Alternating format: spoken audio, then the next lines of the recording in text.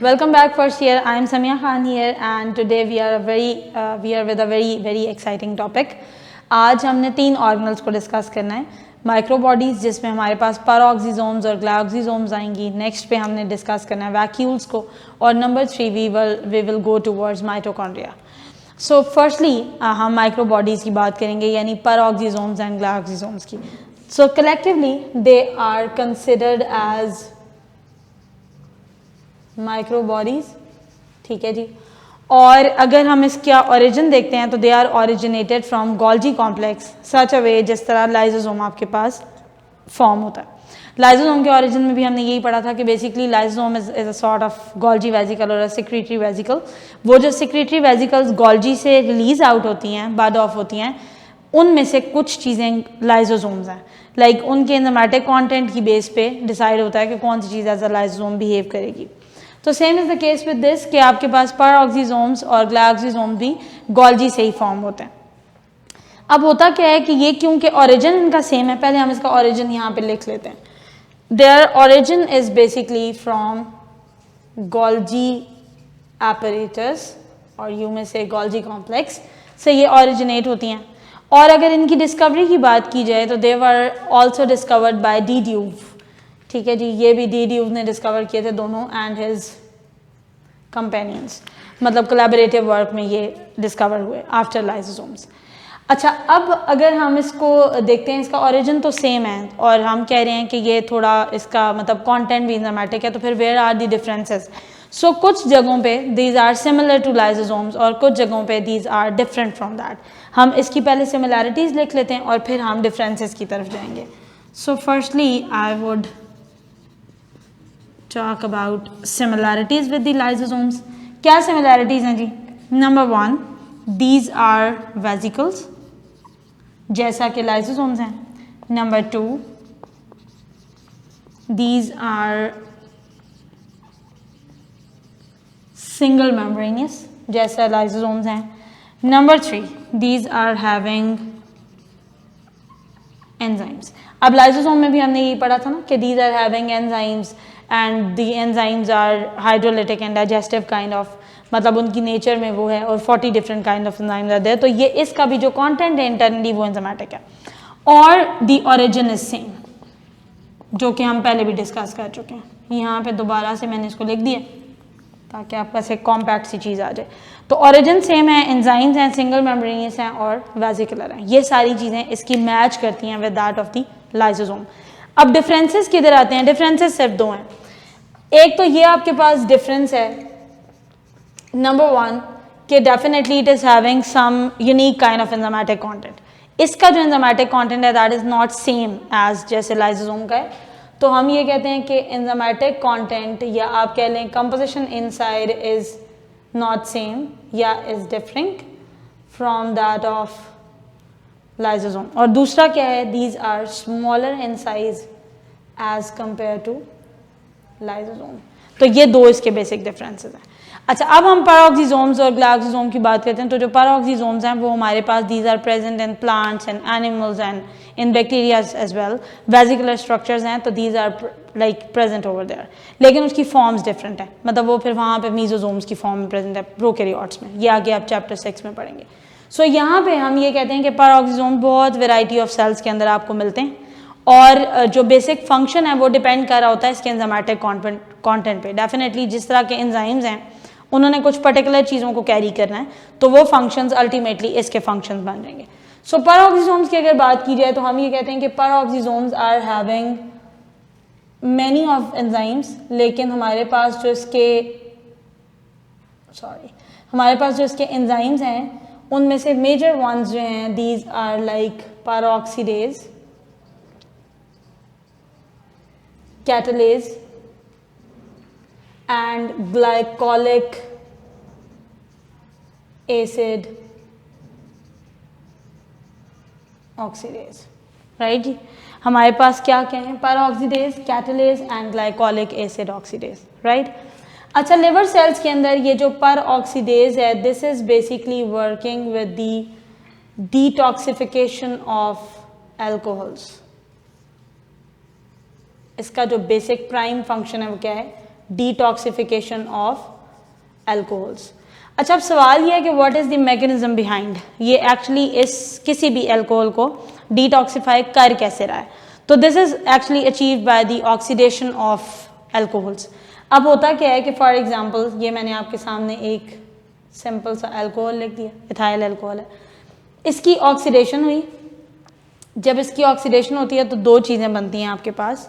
कौन कौन सी चीज़, एक तो आपके पास बन जाता है इसी का कीटोन, ये resultantly this is making a ketone, 2 carbon है ना इसमें कीटोन में, और ये भी 2 कार्बन का एल्कोहल है, तो ये आपको नजर आ रहा है। और अलॉन्ग विद दैट हमारे पास क्या फॉर्म होता है, हाइड्रोजन पेरोक्साइड। ठीक है जी। अब इस कैटलेज ने क्या करना है, इस कैटलेज ने इस हाइड्रोजन पेरोक्साइड को ब्रेक करना है, यानी ये खुद टॉक्सिक है तो इसने इसकी फॉर्मेशन और डीकम्पोजिशन को कंट्रोल करना है। रिवर्सिबल रिएक्शन होता है by the help of catalase. अब ये कैसे होता है जी, this is mainly concerned with breakdown of hydrogen peroxide which is a toxic element if it is accumulated inside the cell। ठीक है, अब ये इसको ब्रेक डाउन करता है। कैटलेज ने क्या करना है कि इस हाइड्रोजन पेरोक्साइड को through a reversible reaction convert करता है वाटर और ऑक्सीजन में। क्लियर होगी बात। अच्छा, उसके बाद जी हमारे पास ग्लाइकोलिक एसिड ऑक्सीडेज है। ग्लाइकोलिक एसिड ऑक्सीडेज को अगर देखा जाए तो this is mainly like common है प्लांट सेल्स के अंदर, और जाहिर है फिर जब हम इसका फंक्शन डिस्कस करेंगे तो विद रेफरेंस टू दैट ही करेंगे। सो प्लांट सेल के अंदर ये थोड़ा कॉमन है ग्लाइकोलिक एसिड ऑक्सीडेज, और ये हमारे पास हेल्पफुल होता है वहाँ पे in a process which is basically photo respiration. अच्छा, अब क्वेश्चन ये है जी कि रेस्पिरेशन तो आपने सुना हुआ है, तो ये फोटो रेस्पिरेशन क्या है। बेसिकली होता ये है कि हमारे पास this is a process, okay जी। अब प्रोसेस में होता क्या है फोटो रेस्पिरेशन में कि हमारे पास दिस इज अ प्रोसेस जिसमें plants are going to like instead of going towards the Calvin cycle, ये वाला प्रोसेस हो जाता है फोटो रेस्पिरेशन। अब कैल्विन साइकिल क्यों नहीं होता, बेसिकली होता है कैल्विन साइकिल डार्क फेज है फोटोसिंथेसिस का। अब वो इसलिए नहीं होता क्योंकि कार्बन डाइऑक्साइड की अमाउंट इतनी सफिशिएंट नहीं होती कि आपके पास फोटोसिंथेसिस का वो रिएक्शन कैरी हो। तो अब उस कार्बन डाइऑक्साइड की अमाउंट को इन्हांस करने के लिए लाइट की प्रेजेंस में फोटो रेस्पिरेशन का प्रोसीजर हो जाता है। शॉर्टली मैं आपको बता देती हूँ, 3 स्टेप्स का रिएक्शन है। होता ये है जी बेसिकली ये एंजाइम है राइबोलोज बेस फॉस्फेट इसका नाम है। अब ये कैल्विन साइकिल के लिए भी है, मतलब कैल्विन साइकिल यहाँ से स्टार्ट होता है व्हेन दिस कंबाइन विद और क्वाइन विद कार्बन डाइऑक्साइड। इसकी एबिलिटी है कि this can join with carbon dioxide, मतलब रिएक्ट कर सकता है कार्बन डाइऑक्साइड के साथ भी और ऑक्सीजन के साथ भी, डिपेंड्स कि किसकी क्वांटिटी ज़्यादा है, यानी रिलेटिव कंसंट्रेशन की बेसिस के ऊपर। नॉर्मल प्रोसीजर ये है कि होना ये चाहिए कि it must combine with carbon dioxide in order to proceed with the Calvin cycle, लेकिन यहाँ पे ऐसा होता नहीं है। होता ये है कि ये ऑक्सीजन की जब अमाउंट ज़्यादा होती है और कार्बन डाइऑक्साइड इनसफिशिएंट होती है तो this get combined with oxygen. अब जब ये ऑक्सीजन के साथ कंबाइन कर देता है तो आपके पास ये बना देता है एक चीज़ विच इज़ ग्लाइकोलेट। गो के इसके इंटरमीडिएट्स भी हैं इसमें, ये फाइनल प्रोडक्ट है, लेकिन फर्स्ट रिएक्शन ये होता है। सेकेंड रिएक्शन में क्या होता है कि ये ग्लाइकोलेट आपके पास कन्वर्ट होता है ग्लाइसिन में। ठीक है, अमाइनो एसिड है ये। ग्लाइसिन जो है 2 glycines are there and they get converted into serine plus carbon dioxide. तो मैंने आपको स्टार्टिंग में कहा था कि ये कार्बन डाइऑक्साइड की फॉर्मेशन के लिए होता है सारा प्रोसेस एक्चुअली। तो इस फोटो रेस्पिरेशन में जो ये वाला स्टेप है, ग्लाइकोलेट जब कन्वर्ट होता है ग्लाइसिन के अंदर, ये जो सेकेंड वाला स्टेप है, this is all done by glycolic acid oxidase. Okay होगी बात। मैं रिपीट कर रही हूँ, मैंने कहा कि ये glycolic acid oxidase is more present in the plant cells. So हम प्लांट सेल्स के रेफरेंस से देखते हैं कि what function it is going to perform over there. So photo respiration is basically a reaction, और photo respiration is a reaction in which the oxygen is utilized. Basically जो normal respiration है वो यही है ना कि ऑक्सीजन हम use करते हैं, तो वो कहता है कि oxygen is utilised by the plants in presence of sunlight in order to have a sufficient amount of carbon dioxide. So ये वाला आपके पास पूरा प्रोसीजर है। इस पूरे रिएक्शन को 3 स्टेप्स में हम डिवाइड करते हैं। उसमें जो सेकंड वाला स्टेप है जिसमें glycolate is going to be converted into glycine, तो this is all accomplished by glycolic acid oxidase. ठीक है जी।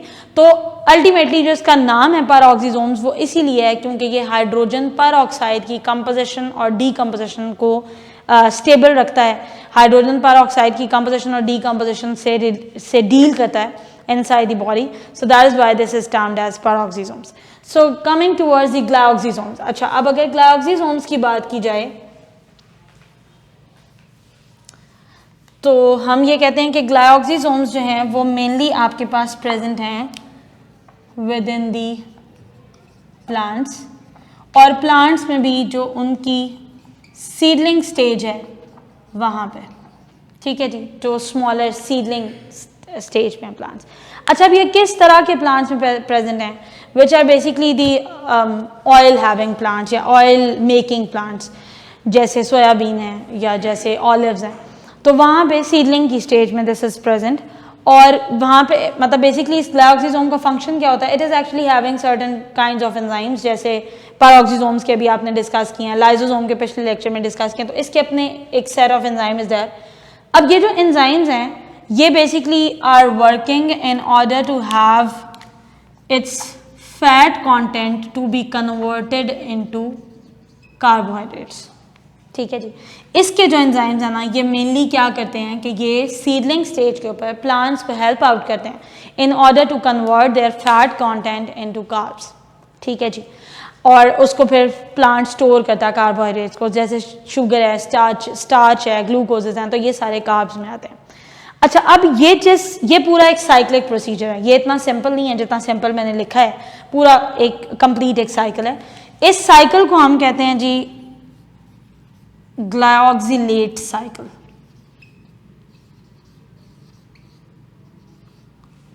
ठीक है जी। सो इस ग्लायोक्सिलेट साइकिल में जैसे इसमें बहुत सारे एंजाइम्स हैं, जैसे फॉर एग्जांपल ट्राइसेट्रेट लाइज इसका एक एंजाइम है, और बहुत सारे फिर इसके इंटरमीडिएट्स हैं जिसमें कोई भी फैट फिर आगे कन्वर्ट होता है अपने रिलेटेड कार्बोहाइड्रेट में। सो दैट्स ऑल इस टॉपिक से। अभी हम आगे वैक्यूल्स की तरफ चलते हैं। ओके जी, सो नेक्स्ट पे हमने वैक्यूल को डिस्कस करना है। वैक्यूल की अगर बात की जाए तो हम कहते हैं कि वैक्यूल्स आर लार्जर वेसिकल्स, ठीक है जी, लेकिन इनका जो ओरिजिन है दैट इज़ नॉट फिक्स्ड। ज़रूरी नहीं है कि they are always by Golgi, हमेशा गोल्जी अपरेटस इनको नहीं बनाता। 3 ओरिजिन हैं, वो डिफरेंट सेल्स में डिफरेंट तरह से ओरिजिनेट हो रहा होता है। For example like this is going to originate from Golgi apparatus, this is going to originate from ER, and this is also going to originate from plasma membrane simply too, ठीक है जी। तो हमारे पास ये 3 चीज़ें जो हैं वो इसके ओरिजिन में हम इसको डिस्कस करेंगे, ठीक है जी। अच्छा, उसके बाद आपके पास जो डिफरेंट टाइप्स ऑफ सेल्स हैं वहाँ पे वैक्यूल की जो वर्किंग होती है दैट इज़ स्लाइटली डिफरेंट।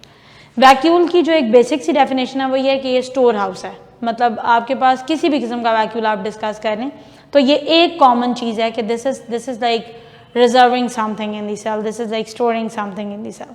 अच्छा, अब मैं डिफरेंट टाइप्स ऑफ सेल्स लेती हूँ और उसके अकॉर्डिंग लिखती हूँ कि उसमें कौन कौन सी तरह के वैक्यूल हैं, वो वहाँ पे क्या करें। फॉर एग्जाम्पल नंबर 1 पे मैं कोई एनिमल सेल ले लेती हूँ। If I am talking about an animal cell, तो वहाँ पे जो टाइप ऑफ वैक्यूल मेरे पास प्रेजेंट है that is the food vacuole, right. अच्छा, अब ये फूड वैक्यूल आपके पास पहले डिस्कस हो चुका है पिछले लेक्चर में, लाइसोसोम में जब आप इंट्रासेलुलर डाइजेशन की बात आपने की तो हमने कहा कि बाय लाइक एंडोसाइटोसिस कोई भी चीज़ अंदर आती है तो this is reserved in a vesicular structure and that vesicular structure is known as food vacuole. वो फूड वैक्यूल जिससे प्राइमरी लाइसोसोम अटैच होता है and make the secondary lysosome. So anyways, food vacuole हमारे पास वो चीज़ है जब फैगोसाइटोसिस से कोई भी मटेरियल अंदर आता है तो दिस फैगोसाइटोटिक मटेरियल यानी फैगोसाइटोसिस के थ्रू बनता है जो वेसिकल, उसको हम कहते हैं कि फूड वैक्यूल है, बनता है या बनती है जो भी आपकी डिक्शनरी ने कहना है। So this is actually food vacuole. अच्छा, अब फूड वैक्यूल का क्या काम है? फूड वैक्यूल का काम है कि इसने फूड को रिजर्व करना है, एक तो यहाँ पे। सेकेंडली इसने क्या करना है कि secondly it will tend to fuse with, या इसके साथ आके फ्यूज होगा लाइसोसोम, ठीक है, और डाइजेशन होगी यहाँ पर, और बेसिकली उस डाइजेशन को हम कहेंगे इंट्रा सेल्यूलर डाइजेशन, ठीक है जी। तो इनडायरेक्टली ये इसकी वर्किंग है कि ये क्योंकि फूड को अपने अंदर रिजर्व करके रखता है, सो लाइसोसोम को मतलब लाइसोसोम को एक कन्फाइंड सी चीज़ मिल जाती है कि here I have to act upon. तो एनिमल सेल्स में फूड वैक्यूल इज देयर, और फूड वैक्यूल का यही काम है कि उसको रिजर्व करना है, फूड को रिजर्व करना है। सेकेंड नंबर पे अगर मैं किसी प्रोटिस्ट की बात करती हूँ, जैसे मैं फ्रेश वाटर प्रोटिस्ट ले लेती हूँ, फॉर एग्जाम्पल अमीबा ले लें, अमीबा की बात कर लेते हैं।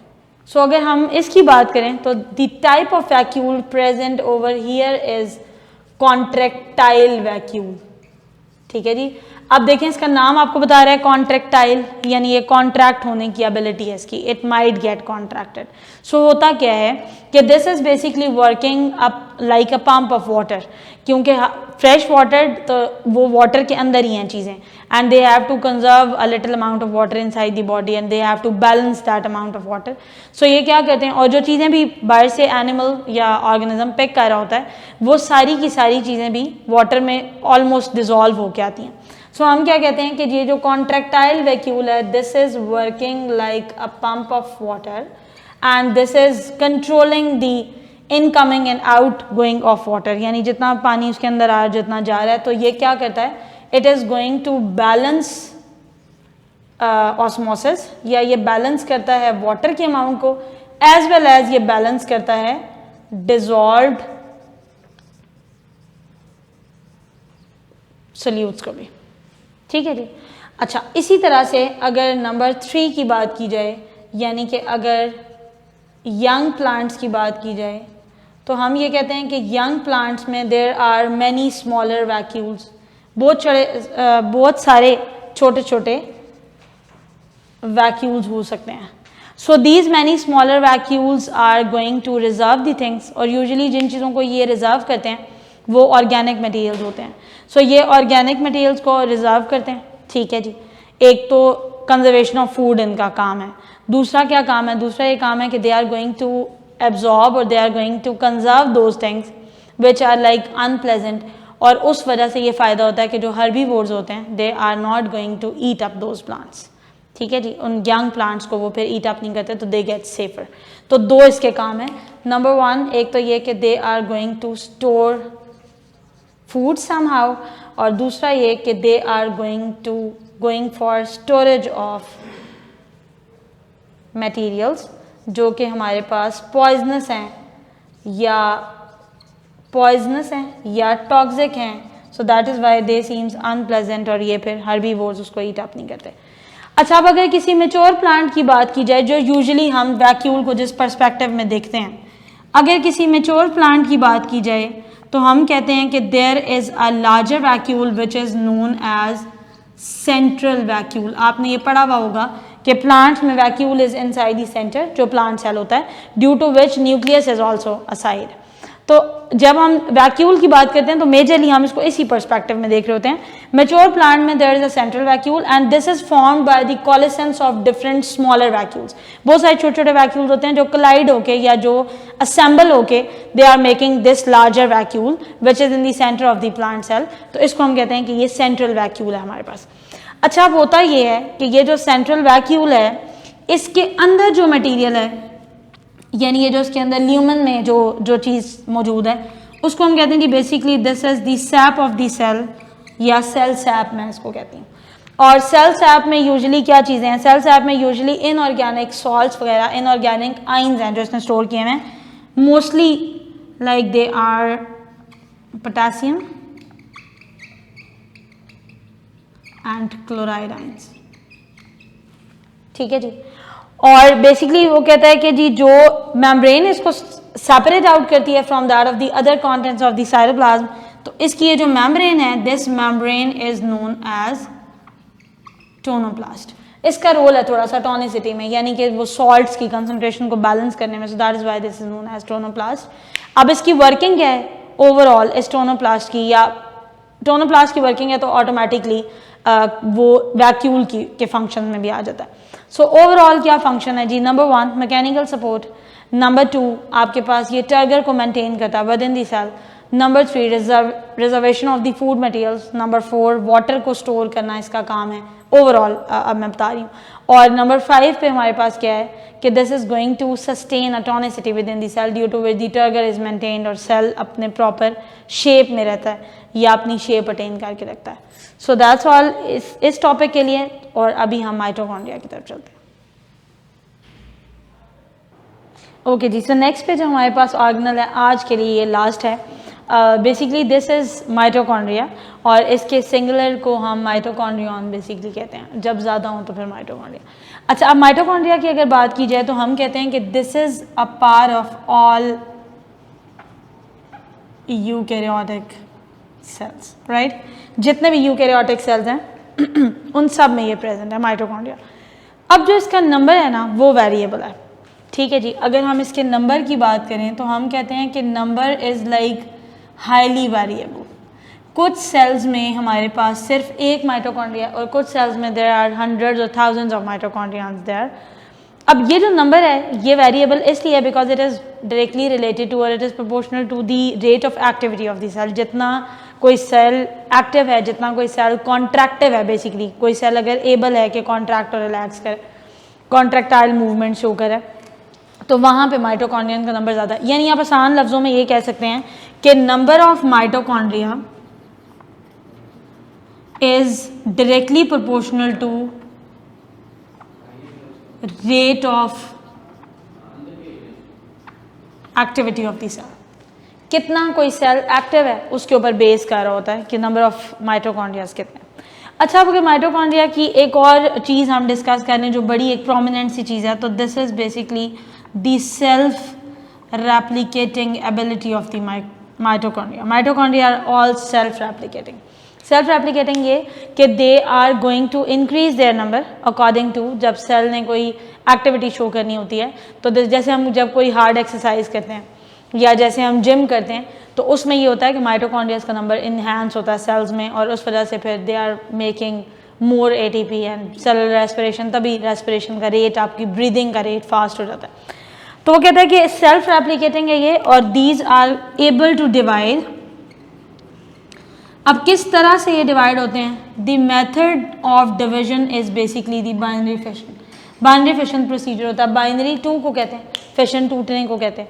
तो बेसिकली बाइनरी फिशन का प्रोसीजर होता है जिससे ये they are going to divide. अच्छा, अब माइटोकॉन्ड्रिया के बारे में एक बड़ी इंटरेस्टिंग सी बात है कि माइटोकॉन्ड्रिया बेसिकली ये समझा जाता है कि they can be grown and self replicating है क्योंकि, और फुली इंडिपेंडेंट ऑर्गेनल है, तो ये ग्रो किए जा सकते हैं आर्टिफिशियल मीडियम में भी अगर इनको प्रॉपर्ली फंक्शन किया जाए तो। और जो अर्ली एवोल्यूशनिस्ट हैं उनका जो पॉइंट ऑफ व्यू है इसके बारे में वो ये है कि क्लोरोप्लास्ट एंड माइटोकॉन्ड्रिया जो कि सेल्फ रेप्लिकेटिंग ऑर्गेनल्स हैं, ये बेसिकली पहले ये हुआ होगा, यानी उनकी आइडियोलॉजी है कि दे वर इंडिपेंडेंट थिंग्स, दे वर इंडिपेंडेंट ऑर्गेनिजम्स, और कुछ सेल्स ने उन्हें इनगल्फ कर लिया और एक एंडो सिम्बियॉन टाइप की एक चीज़ बन गई, और हम फिर उस चीज़ से, मतलब basically these are organism within an organism, ठीक है जी। और बेसिकली जो इसका नंबर है ना, इसको सेटल आउट करता है लाइसोसोम, जैसे हमने पीछे भी पढ़ा। अगर माइटोकॉन्ड्रिया का नंबर इन्हांस हो जाए, मैंने आपको एग्जांपल भी दी थी कि अगर this is going to increase और अब आपने वो एक्सरसाइज छोड़ दी है, यू आर लिविंग दैट, तो अब उसको नॉर्मलाइज करने की ज़रूरत है। तो लाइसोसोम क्या करता है? उसको डिग्रेड कर देता है या उसको ईट अप करता है। So number of mitochondrias are all controlled by lysosome. अच्छा, अब हम चलते हैं इसके स्ट्रक्चर की तरफ। अब अगर हम इसका स्ट्रक्चर देखते हैं तो हम कहते हैं जी structure wise this is like double membranosus.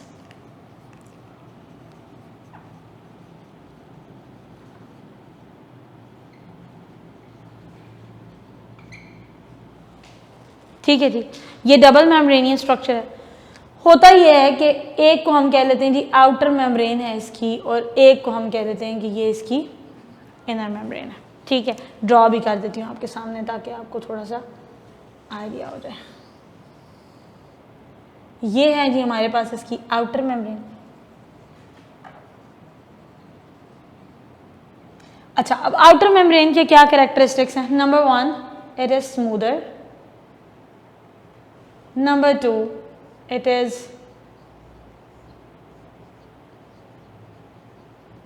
Freely permeable, ठीक है जी। मेम्ब्रेन का टेक्सचर वही है जो नॉर्मली सेल मेम्ब्रेन का होता है, यानी लिपिड्स की बायलेयर से और कुछ प्रोटीन्स एम्बेड। अच्छा, इसके अलावा जो इसका एक बड़ी एक इम्पॉर्टेंट सा इसका फीचर है कि how this is freely permeable या how this is allowing the things to get enter inside. तो हम ये कहते हैं कि there are special proteins embedded here, ये भी इसका एक बड़ा इंपॉर्टेंट फीचर है। सो कहते हैं जी special proteins are embedded here which are known as porins, ठीक है जी। यहाँ पे ये मैंने पोरेंस बनाने की कोशिश की है। सो दीज आर एक्चुअली पोरेंस और यहाँ से चीज़ें आएंगी अंदर इसके, ठीक हो गई बात। अच्छा, अब अगर हम इनर मेम्ब्रेन पे चले जाएं तो हम ये कहते हैं कि जी जो इनर मेम्ब्रेन है दिस इज फोल्डेड। अभी ड्रॉ करती हूँ ज़रा, ये this is folded inward from certain spaces, बहुत सारी जगहों से ये फोल्डेड है ऐसे करके। और ये जो इसके फोल्ड्स हैं, these folds are known as cristae, ठीक है जी। And these folds are there to increase the surface area actually, clear.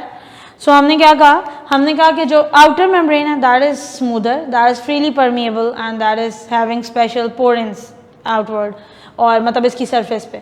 और जो इनर वन है वो फोल्डेड है, इसके फोल्ड्स में हम कहते हैं ये क्रिस्टी हैं और इनर सरफेस एरिया ये प्रोवाइड करी। तीसरी बात जो इसके बारे में एक और number 3, this is actually semi permeable. यहाँ पे आके सेमी परमिएबिलिटी है, यानी कुछ चीज़ों को ये अंदर आने के लिए अलाउ करती है और कुछ चीज़ों को नहीं। क्यों?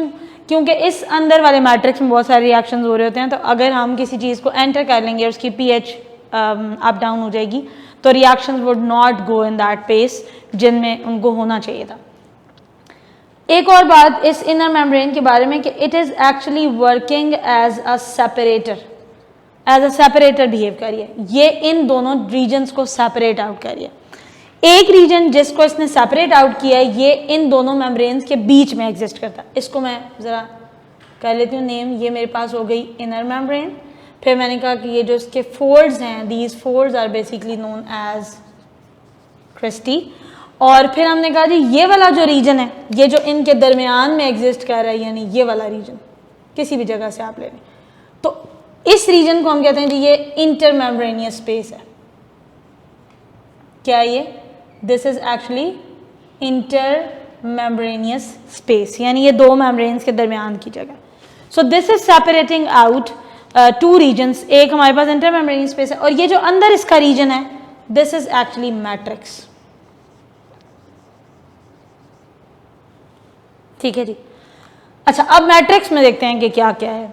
सो नंबर 1 तो ये कि अगर हम मैट्रिक्स की कंपोजिशन देखते हैं तो this is something gel like.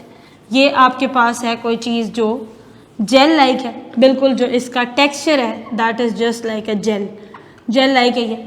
इसके अंदर हमारे पास क्या क्या प्रेजेंट है? इसके अंदर अभी हमने बात की थी कि सेल्फ रेप्लिकेटिंग है, तो इसका मतलब है कि इसका पूरा जीनोम इसका अपना है, यानी पूरा जीनोमिक सिस्टम है इसका।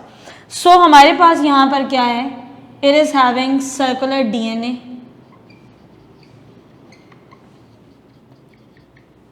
ठीक है जी। This is actually RNA having its ribosomes, तो मैं इसको पोलीसोम कह सकती हूँ, ठीक है जी। पोलीसोम है ये, आरएनए प्लस राइबोसोम्स, ठीक है जी। इसके अलावा आपके पास ये जो इसकी मेम्ब्रेन है इसमें कहीं कहीं there are the components of ETC which is actually electron transport chain, ठीक हो गई बात। और उसके अलावा बेसिकली हमारे पास इस ये जो इनर मेम्ब्रेन है this is also accompanied by certain stack particles. इसके अंदर बहुत सारे स्टैक पार्टिकल्स हैं, यानी आपके पास इस तरह के छोटे छोटे हुक लाइक कंपोनेंट्स हैं। ये जो हुक लाइक कंपोनेंट्स हैं ना, हम इनको कहते हैं F1 पार्टिकल्स या हम इनको कहते हैं स्टैक्ड पार्टिकल्स, ठीक है जी। और बेसिकली हमारे पास होता इस तरह से है कि ये ऐसे करके, अगर मैं इसको बड़ा करके ड्रॉ कर लूँ ना तो ये इस तरह का एक हुक लाइक सी चीज़ बन जाती है। इसी को मैंने ब्रॉड करके ड्रॉ किया हुआ। तो ये वाला जो इसका कंपोनेंट है और ये वाला बेसिकली इसको हम कहते हैं this is actually F0 channel और ये है F1, राइट। तो इसको ओवरऑल F0 F1 पार्टिकल्स कहते हैं, या F1 पार्टिकल्स भी कहीं कहीं मिलता है, और स्टैग पार्टिकल्स है। अच्छा, अब अगर इन स्टैग पार्टिकल्स की नेचर देखी जाए कि किस तरह से है, तो हम ये कहते हैं कि these stag particles are actually ATP synthetase या ATP synthase. So this ATP synthetase नाम उसका बता रहा है कि this is going to make ATP. होता यह है कि प्रोटॉन्स का जब बल्क आता है तो दिस गेट एक्टिवेटेड, और जब ये एक्टिवेट होते हैं तो दे आर मेकिंग एटीपी। तो उस रेफरेंस से फिर इलेक्ट्रॉन ट्रांसपोर्ट चेन यहाँ पे चलती है, कीमियोस्मोसिस का प्रोसेस होता है यानी एटीपी फॉर्मेशन का प्रोसेस होता है, ऑल दैट। मैं 1 मिनट इन साइट्सों को लिस्ट कर लेती हूँ अब। और इसके अलावा there are certain like granules there, ठीक है जी, ग्रैन्यूलर बॉडीज हैं। तो ग्रैन्यूल्स में पोटेशियम क्लोराइड के, पोटेशियम के ग्रैन्यूल्स हो सकते हैं डिफरेंट इनऑर्गेनिक मटेरियल्स के। सो मैंने क्या कहा कि this matrix is basically something gel like, और इसमें क्या क्या मौजूद है जी, इसमें हमारे पास मौजूद है सर्कुलर डीएनए, ठीक है। इसके अलावा we are having all kind of RNAs, we are having its own ribosomes, लेकिन इस मेजर राइबोसोम्स हैं पर्टिकुलरली दीज आर 70S, ठीक है जी। अच्छा, उसके बाद आ जाते हैं हम इसके फंक्शंस पे। आई थिंक कोई कंपोनेंट मैंने मिस नहीं किया। फंक्शंस पे आ जाते हैं जी। इसके फंक्शंस क्या हैं? नंबर 1 सेलुलर रेस्पिरेशन इसका मेन फंक्शन है, ठीक है जी। अब सेलुलर रेस्पिरेशन के 4 स्टेप्स होते हैं। बेसिकली हम इसको 4 कैटेगरीज में डिवाइड कर लेते हैं। नंबर 1 हमारे पास है जी ग्लाइकोलिसिस। ग्लाइकोलिसिस से माइटोकॉन्ड्रिया का कोई डायरेक्ट नहीं है क्योंकि ये हमारे पास हो रहा होता है साइटोप्लाज्म के अंदर। Number 2 is the pyruvic acid oxidation. Pyruvic acid oxidise होता है विद इन दी मैट्रिक्स, फिर हमारे पास ये कन्वर्ट होता है एसिटाइल को ए में, यानी ये अपना एक कार्बन रिलीज करता है, एसिटाइल को में कन्वर्ट हो जाता है। Pyruvic acid basically 3 carbon component है और एसिटाइल को ए 2 कार्बन कंटेनिंग है, तो ये उसमें कन्वर्ट हो जाता है। फिर इसने एंटर होना होता है क्रेब्स साइकिल के अंदर, और वो जो क्रेब्स साइकिल है ये भी हमारे पास किस में होता है? माइटोकॉन्ड्रियल मैट्रिक्स के अंदर होता है, ठीक हो गई बात। इसके जितने भी एंजाइम्स हैं वो माइटोकॉन्ड्रियल मैट्रिक्स में प्रेजेंट होते हैं। और लास्ट पे फिर हम इसको कहते हैं कि जी रेस्पिरेटरी चेन इज देयर। तो क्योंकि मेजरली ये सबसे मेजर है, रेस्पिरेशन का एक मेजर स्टेप है क्रेब्स साइकिल, तो ये सारे का सारा यहाँ हो रहा होता है विद इन दी माइटोकॉन्ड्रिया। तो this is a site for cellular respiration. This is a point, yeah, this is a site where it take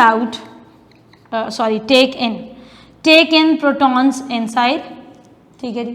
तो इसने प्रोटॉन्स लिए अंदर, और यहाँ पे हमारे पास फिर एटीपी सिंथेटेज एक्टिव होता है। जब वो एटीपी सिंथेटेज एक्टिव होता है तो there is the formation of ATP.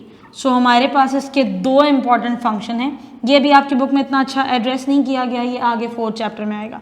So 2 major function हैं जी, एक एटीपी की फॉर्मेशन यानी एनर्जी यूनिट है ये सेल का, और दूसरा इसका इंपॉर्टेंट फंक्शन मेरे पास क्या है?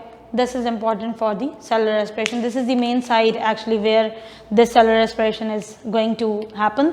और हमारे पास जितने भी एंजाइम्स उसके लिए चाहिए होते हैं वो सब के सब along with these all present होते हैं मैट्रिक्स के अंदर। So that's all from today's lecture. That's all from my side. I think I haven't missed anything. अगर फिर भी आपका कोई क्वेश्चन हो तो you may ask in your related query session. Thank you.